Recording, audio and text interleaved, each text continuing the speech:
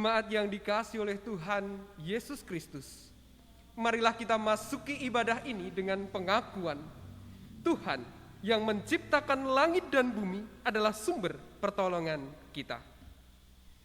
Kasih karunia dan damai sejahtera dari Allah Bapa kita dan dari Tuhan Yesus Kristus ada pada saudara sekalian. Amin.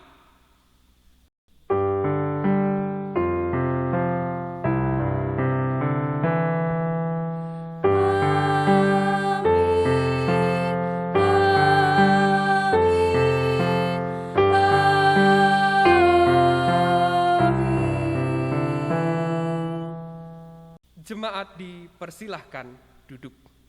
Mari bersama kita menyanyikan pujian pengagungan dari Kidung Jemaat 3, bait yang pertama. Kami puji dengan riang.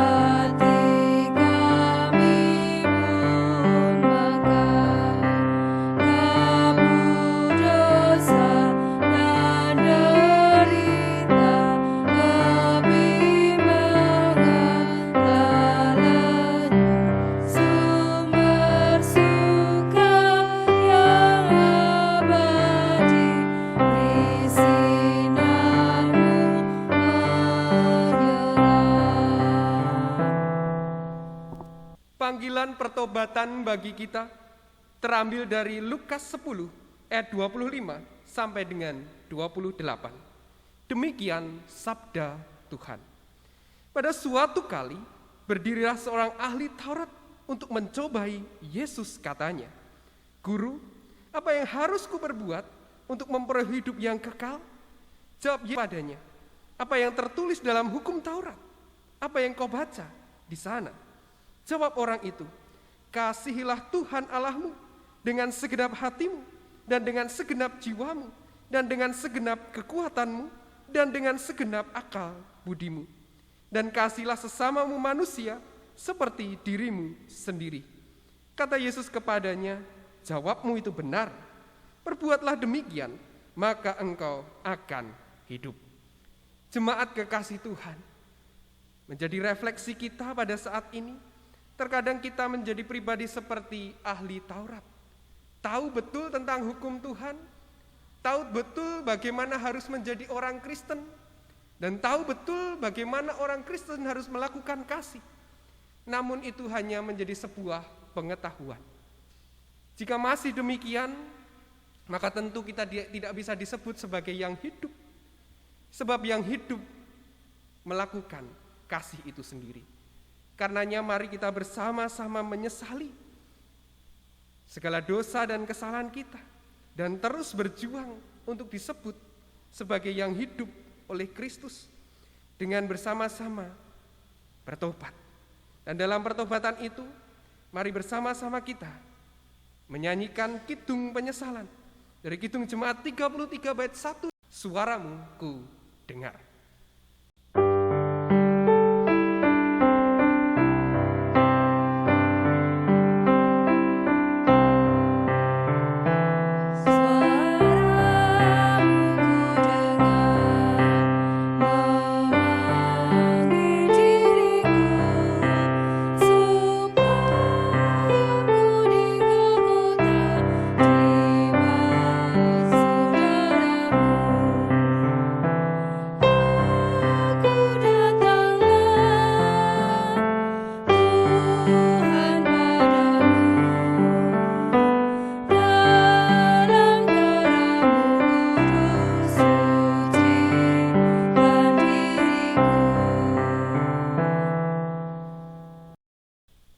Kepada setiap kita yang sungguh-sungguh bertobat dan berjuang untuk disebut sebagai yang hidup dengan melakukan kasih, bukan sebagai hanya pengetahuan, tetapi tindakan nyata.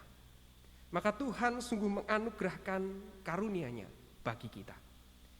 Dan anugerah itu terambil dari 2 Tesalonika 2 ayat 6 sampai dengan 17. Demikian firman Tuhan. Dan Ia, Tuhan kita Yesus Kristus, dan Allah Bapa kita, yang di dalam kasih karunia-Nya telah mengasihi kita, dan yang telah menganugerahkan penghiburan abadi, dan mengharapkan yang baik kepada kita, kiranya menghibur dan menguatkan hatimu dalam pekerjaan dan perkataan yang baik. Inilah anugerah penyertaan Tuhan bagi kita.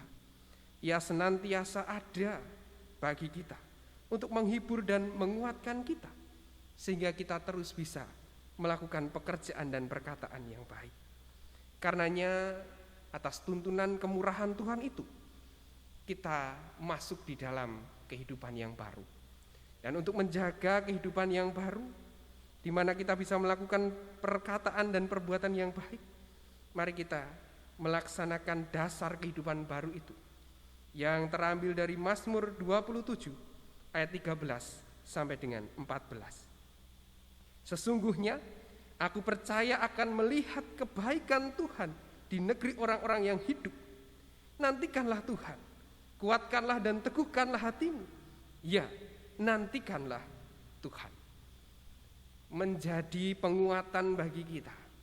Setiap orang yang menantikan Tuhan tidak akan pernah kecewa, dan tentu akan melihat kebaikan Tuhan. Dengan Tuhan menyertai kita dalam perbuatan baik dan perkataan yang baik, dan hati terus mengarah kepada Tuhan untuk menantikannya, tentu kita sungguh dapat hidup dalam kehidupan yang baru itu. Karenanya kita bersama-sama akan menyanyikan nyanyian kesanggupan dengan memujikan pujian dari Kidung Jemaat 341. Bait yang pertama, Kuasamu dan Namamu-lah.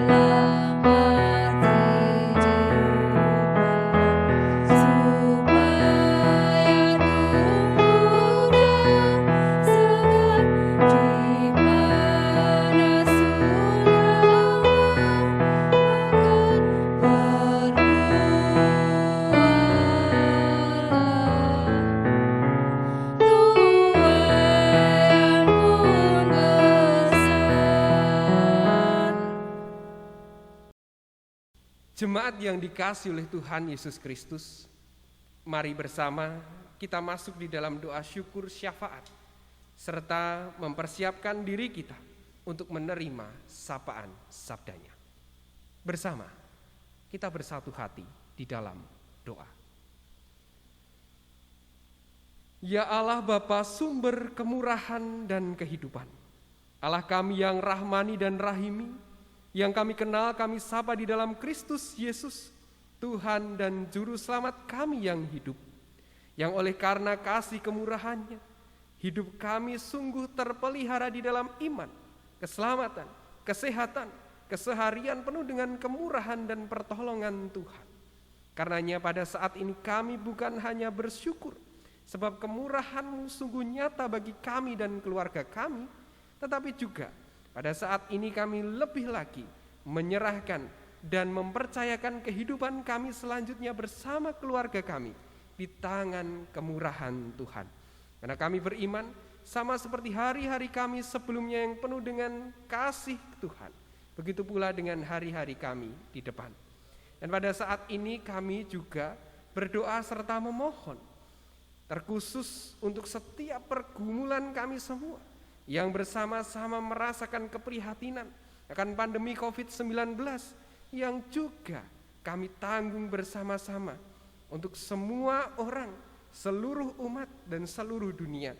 Dan kami juga bersama-sama dengan orang yang lain berdoa bersatu hati kepada Tuhan, memohon pertolongan Tuhan, memohon pemulihan dari Tuhan, sehingga sungguh melalui setiap yang dikerjakan oleh para pemimpin dan wakil kami, para ilmuwan, tenaga medis, dan juga keterlibatan umat, keterlibatan warga negara yang terus setia, terus taat akan protokol kesehatan. Sungguh pemulihan itu nyata, sungguh pemulihan itu dekat, sungguh pemulihan itu terjadi bagi kami. Sungguh pandemi COVID-19 ini segera berakhir dan kami bisa melaksanakan setiap aktivitas kegiatan kami sebagaimana sebelum kita bersama-sama berprihatin akan pandemi saat ini. Ya Bapa yang Maha Kasih, pada saat ini kami juga berdoa tentang efek yang ditimbulkan, dampak yang ditimbulkan bagi perekonomian, bagi kelangsungan hidup. Kami percaya Allah tidak menegakkan setiap orang dan jemaat yang mengalami kesulitan, mengalami pergumulan karena pandemi COVID-19. Allah menolong mereka, Allah menguatkan, Allah memberikan hikmat untuk menyelesaikan setiap pergumulannya. Dan bahkan kami juga berdoa untuk setiap orang yang harus kehilangan anggota keluarga, yang harus menjadi pasien karena pandemi saat ini. Kepada mereka dihiburkan, kepada mereka diteguhkan dan dikokohkan untuk terus berpengharapan di dalam Tuhan. Yang berduka mengalami penghiburan, yang sakit mengalami kesembuhan. Kami juga berdoa pada saat ini untuk gerejamu GKJ Ciptowening dalam keterbatasannya, dalam kesederhanaannya, harus berjuang di tengah situasi pandemi saat ini untuk terus mengemban dan melaksanakan tugas panggilannya sebagai gereja, yakni pemeliharaan iman dan pewartaan kasih keselamatan. Kiranya kami oleh karena kasih kemurahan Tuhan dimampukan untuk melaksanakannya dengan tetap melaksanakan protokol kesehatan serta taat akan himbauan-himbauan pemerintah. Dengan demikian gereja kami pun juga memiliki sumbangsih dalam pemulihan situasi saat ini.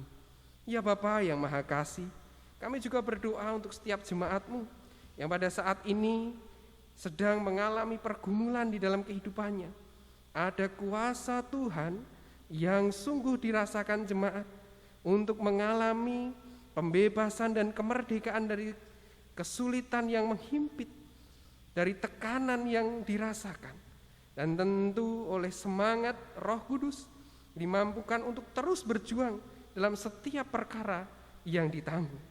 Kami juga berdoa untuk setiap jemaat yang pada saat ini berjuang untuk mendapatkan pekerjaan, mendapatkan pasangan hidup. Kepada mereka sungguh Tuhan berkati, sehingga kasih karunia Tuhan mereka alami. Yang ingin mendapatkan pekerjaan bisa menerimanya atau bahkan membuka lapangan pekerjaan sehingga menjadi saluran berkat bagi yang lain. Yang mencari pasangan hidup juga Tuhan anugerahkan kemurahan-Mu sehingga bisa menemukannya. Dan tentu sungguh oleh kemurahan Tuhan bisa membangun keluarga berdan firman Tuhan. Kami juga berdoa untuk anak-anak-Mu yang masih belajar, terutama ketika memasuki tahun ajaran baru yang akan dilaksanakan dengan tatap muka.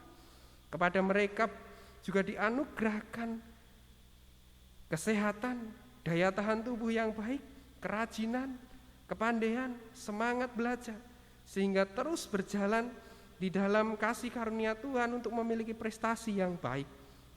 Kami juga berdoa untuk setiap keluarga di dalam mencukupi kebutuhannya, Tuhan memberkati mereka. Sungguh Tuhan melimpahkan segala kasih karunia sehingga setiap keluarga umat-Mu dimampukan untuk mencukupi kebutuhannya, bahkan menjadi saluran berkat bagi yang lain, serta juga oleh pekerjaan dan rezeki pemberian-Mu bisa menanggung bersama-sama apa yang menjadi kebutuhan gereja dalam tugas dan panggilannya. Ya Bapa yang Maha Kasih, Kami juga berdoa, kiranya Tuhan memberkati setiap jemaat-Mu yang berulang tahun pada minggu ini. Engkau menambahkan umur mereka, dan Engkau pula menambahkan segala kasih karunia dan kemurahan bagi mereka. Kami juga berdoa untuk setiap jemaat-Mu yang pada saat ini juga menantikan berkat-Mu, baik itu keluarga yang menantikan momongan, keluarga yang menantikan putra, ataupun juga keluarga yang mendambakan rumah sendiri, rumah untuk didiami bersama keluarga kecilnya. Kepada mereka juga Tuhan anugerahkan segala kelimpahan itu, sehingga setiap orang tua yang Tuhan berkati juga dipercayakan untuk memiliki anak perjanjian, dan setiap keluarga yang sudah Tuhan berkati pula juga dimampukan untuk memiliki rumah sendiri. Itulah segala kasih karunia yang sungguh kami harapkan diterima oleh setiap jemaat, dan kepada mereka semua, baik jemaat anak-anak sampai dengan adioswa, rencana Tuhanlah yang terjadi di dalam kehidupan mereka. Dan sebentar lagi ya Bapa, kami akan bersama-sama menerima firman-Mu. Tuhan memberkati kami, hati pikiran kami tertuju kepada Allah, sehingga sungguh kami bisa menerima firman Tuhan, dan tentu kami melakukannya di dalam kehidupan sehari-hari. Terima kasih ya Bapa, berfirmanlah, kami siap mendengar, melakukannya. Haleluya, amin.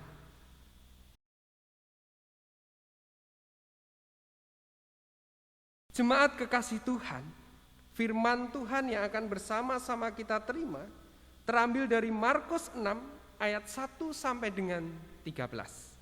Markus 6 ayat 1 sampai dengan 13, demikian firman Tuhan.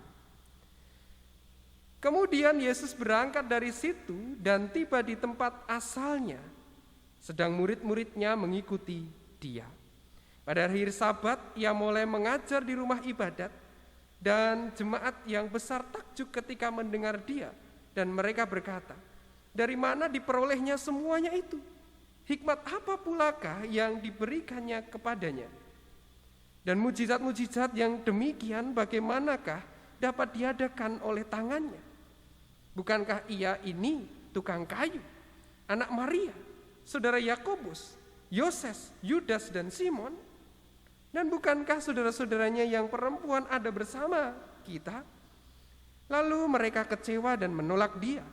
Maka Yesus berkata kepada mereka, seorang nabi dihormati di mana-mana kecuali di tempat asalnya sendiri, di antara kaum keluarganya dan di rumahnya.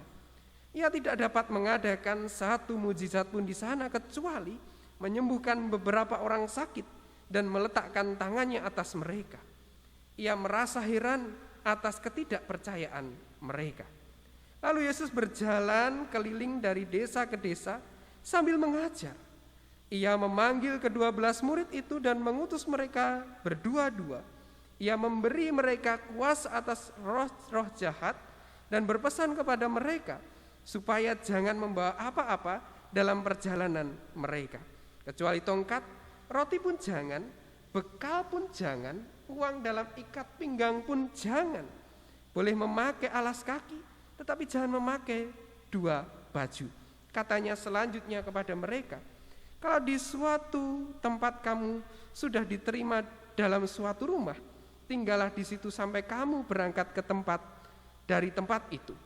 Dan kalau ada suatu tempat yang tidak mau menerima kamu, dan kalau mereka tidak mau mendengarkan kamu, keluarlah dari situ dan kebaskanlah debu yang di kakimu sebagai peringatan bagi mereka. Lalu pergilah mereka memberitakan bahwa orang harus bertobat, dan mereka mengusir banyak setan dan mengoles banyak orang sakit dengan minyak dan menyembuhkan mereka. Jemaat kekasih Tuhan, demikianlah firman Tuhan. Yang berbahagialah mereka yang mendengar dan yang memelihara di dalam kehidupan sehari-hari. Haleluya, amin.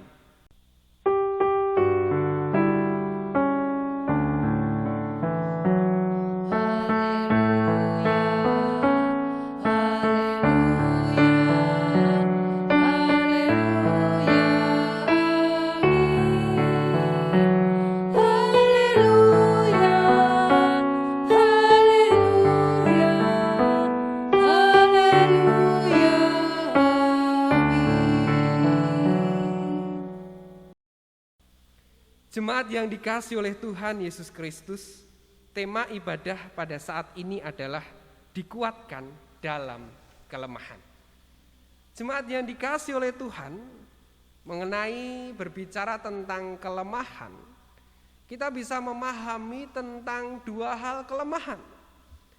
Pertama adalah kelemahan yang dibuat secara sosial, yang kemudian menjadi stigma atau penilaian. Yang kedua adalah kelemahan yang kemudian disadari oleh pribadi seseorang. Sebagai contoh tentang kelemahan yang dibuat oleh stigma sosial atau penilaian sosial, kita baca dan bisa kita renungkan dalam ayat yang bersama kita terima tadi. Harus diakui bahwa secara sosial di kampungnya Yesus memiliki kelemahan. Secara sosial di kampung halamannya, latar belakangnya, saudara-saudaranya, pekerjaan orang tuanya, dan bahkan perilaku saudari-saudarinya menjadi kelemahan Kristus. Meskipun kita tahu betul bahwa secara karakter, perilaku, ucapan Kristus tidak ada yang cacat, tetapi mau tidak mau kita harus mengakui bahwa penilaian sosial terhadap Kristus mengenai latar belakangnya lah yang menjadi kelemahan dia.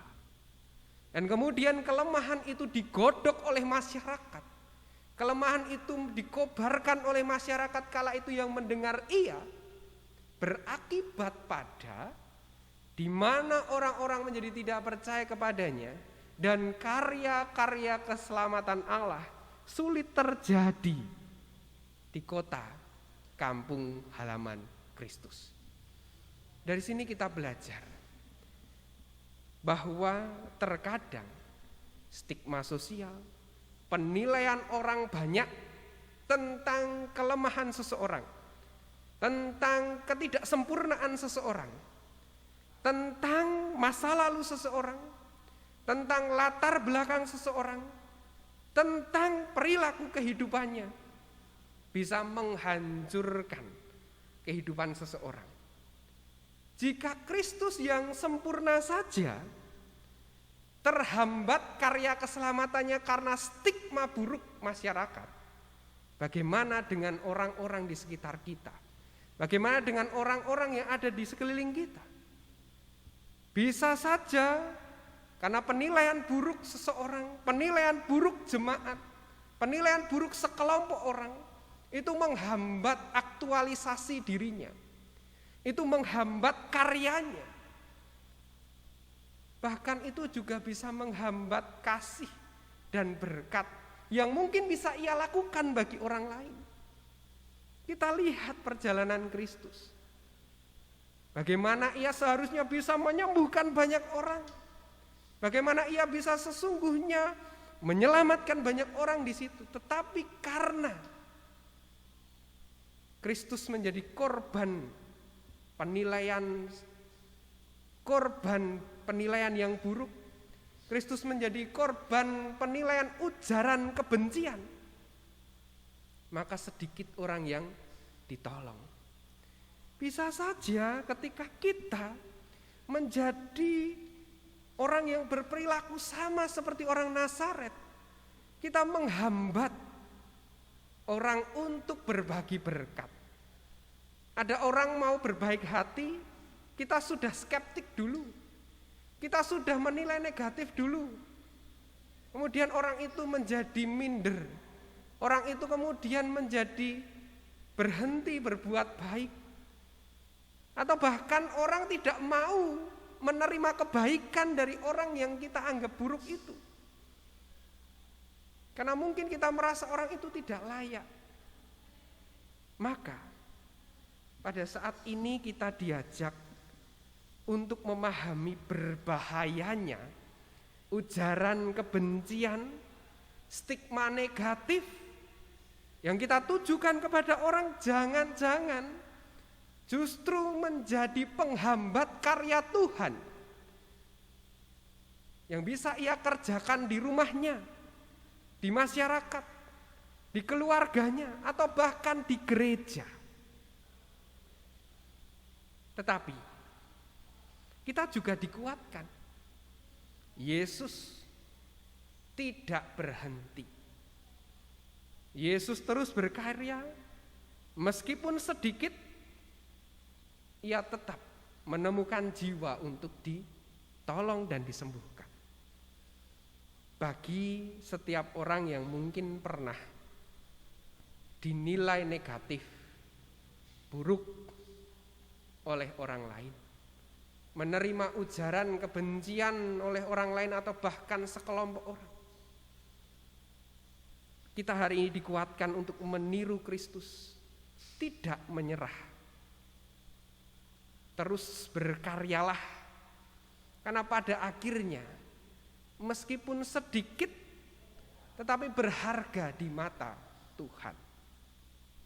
Itu adalah refleksi kita yang pertama tentang kelemahan Kristus dari sisi sosial, yang mau tidak mau memang harus kita akui, tetapi Allah tetap mengubahnya menjadi inspirasi bagi kita untuk tidak menyerah.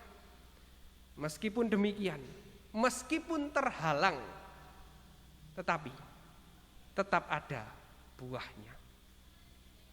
Jangan sampai kelemahan yang dibuat oleh orang lain, yang disematkan kepada kita, yang dilabelkan kepada kita, yang ditandakan kepada kita, membuat kita menyerah. Itulah kekuatan yang pertama yang kita terima. Dan kami dan saya yakin setiap jemaat pernah mengalami pelabelan itu. Penguatannya adalah jangan menyerah. Yang kedua, kita juga melihat bagaimana para murid begitu taat dan patuh akan kehendak Kristus. Di sini kita belajar tentang keberadaan para murid. Mereka bukan orang-orang terdidik. Mereka bukan orang-orang dari golongan atas. Mereka adalah orang yang biasa dan sederhana. Mereka tahu kelemahan mereka. Tetapi mereka menyerahkan diri atas perintah Tuhan. Mereka menyerahkan diri pada kehendak Tuhan. Sehingga pada akhirnya mereka justru dipakai Tuhan. Bahkan mereka hadir dengan apa adanya. Gambaran tidak membawa roti, uang, pakaian lebih dari satu. Adalah gambaran membawa diri dengan jujur, dengan apa adanya. Tidak dibuat-buat. Ini refleksi bagi kita. Perlu bagi kita untuk menyadari kelemahan kita dan jujur kepada setiap orang. Di mana kita tidak membohongi diri sendiri. Di mana kita belajar untuk menunjukkan jati diri kita yang sesungguhnya. Tidak dibuat-buat. Tidak dibuat-buat seolah-olah kaya atau mampu, sehingga berpakaian berlebihan. Tidak dibuat-buat seolah-olah paling rohani atau paling hebat dalam kehidupan bergereja. Tetapi nyatakanlah diri apa adanya. Akui di hadapan Tuhan apa yang menjadi kelemahannya. Seperti para murid. Mereka menyadari mereka bukan orang yang terdidik dan orang yang sederhana. Tetapi dari orang yang tidak terdidik ini muncul karya Tuhan karena mereka taat dan patuh pada perintah Kristus. Penguatan pada saat ini adalah kita tidak fokus pada kelemahan kita. Kita tidak membuat kelemahan kita menjadi penghalang. Jangan sampai kita ketika diajak untuk bergabung dalam pelayanan, yang menjadi fokus utama kita adalah ketidakbisaan kita. Oh maaf Pak Pendeta, maaf Pak Majelis, saya tidak bisa khotbah. Maaf Pak Pendeta, saya tidak punya waktu. Maaf Pak Pendeta, saya tidak pandai berorganisasi. Maaf Pak Pendeta, saya takut untuk melayani. Jika kita fokus dalam kelemahan atau bisa sebenarnya disebut sebagai alasan-alasan kita, itu artinya kita tidak mau diutus dan akhirnya juga tidak ada karya Tuhan yang terjadi melalui kita. Tetapi ketika kita datang dengan jujur, Tuhan inilah saya, inilah yang bisa saya kerjakan, maka kita akan dipakai oleh Tuhan. Tuhan tidak memandang kelemahan kita, tetapi hati kita yang mau taat pada perintahnya. Jadi penguatan yang kedua adalah kita fokus pada perintah Tuhan, bukan pada kelemahan kita. Dua hal inilah kiranya yang menjadi refleksi kita pada ibadah saat ini, dan tentu bisa kita lakukan dan kita kerjakan dalam kehidupan kita sehari-hari. Tuhan memberkati, kita masuk di dalam saat teduh.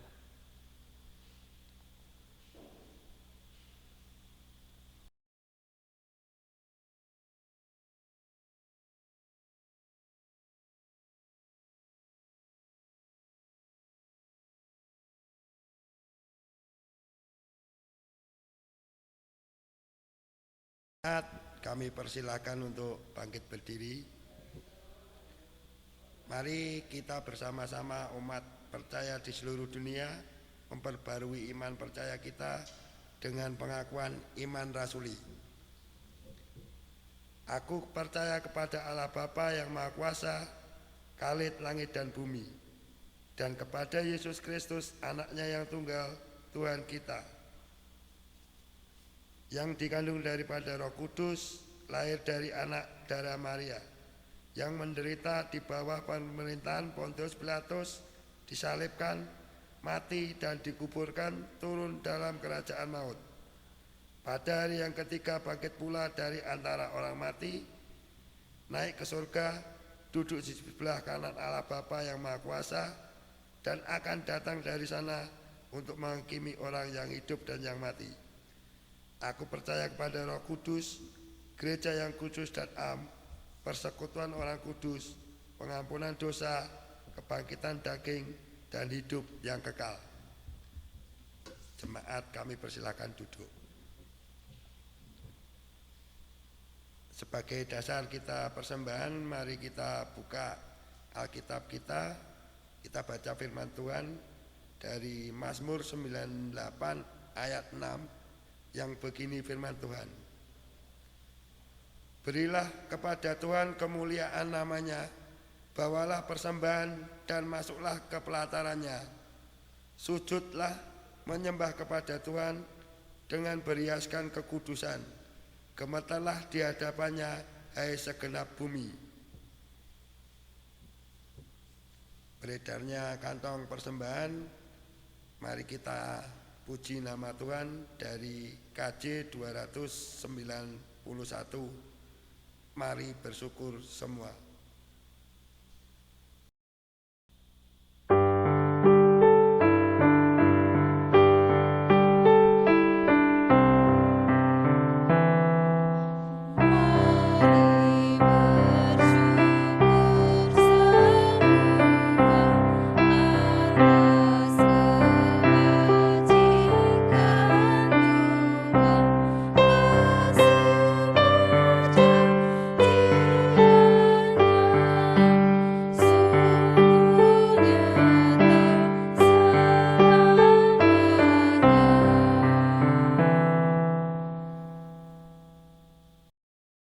Mari kita serahkan persembahan kita di hadapan Tuhan. Mari kita berdoa. Tuhan Allah Bapa kami yang di surga, kembali kami menghadap hadirat-Mu, mengucap puji dan syukur kami karena penyertaan-Mu dalam kehidupan kami. Bapa, kami berdoa buat persembahan kami, Kiranya Tuhan berkati dan sucikan persembahan kami ini. Kami juga mengucap syukur atas begitu besar berkat-Mu ya Bapa. Tuhan kami berdoa buat saudara-saudara kami yang belum bisa menerima berkat seperti kami. Kiranya Tuhan buka tangan kasih-Mu sehingga saudara kami merasakan berkat yang besar daripada-Mu ya Tuhan. Juga kami berdoa buat saudara kami yang mengelola persembahan. Tuhan berikan hikmat dan kebijaksanaan supaya persembahan kami berguna untuk kemuliaan nama-Mu. Tuhan, kami mengucap syukur atas pimpinan-Mu dalam ibadah hari ini sehingga dapat berjalan dengan lancar sesuai dengan kehendak-Mu ya Tuhan. Dan biarlah ibadah hari ini memberi kami kekuatan dan juga damai sejahtera untuk kami menjalani hari-hari kami. Tuhan Allah Bapa, kalau sebentar kami juga mau melanjutkan aktivitas kami, kiranya Tuhan tuntun, Tuhan bimbing, supaya kami tidak jatuh dalam dosa. Terima kasih Tuhan atas semua kebaikan-Mu. Hanya di dalam nama Tuhan Yesus kami berdoa. Amin. Jemaat dipersilahkan untuk bangkit berdiri. Mari bersama-sama kita menyanyikan nyanyian pengutusan dari Kidung Jemaat 332, kekuatan serta penghiburan.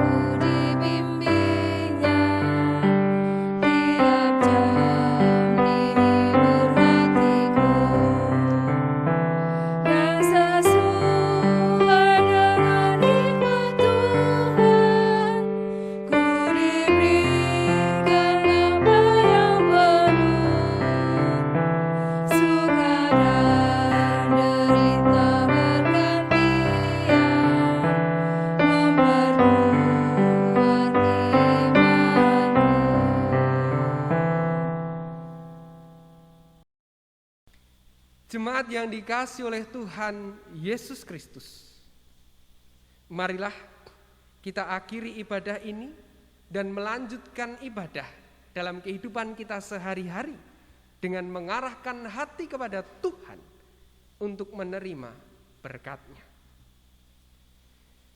Kasih karunia Tuhan Yesus Kristus dan kasih Allah serta persekutuan Roh Kudus menyertai saudara sekalian. Amin.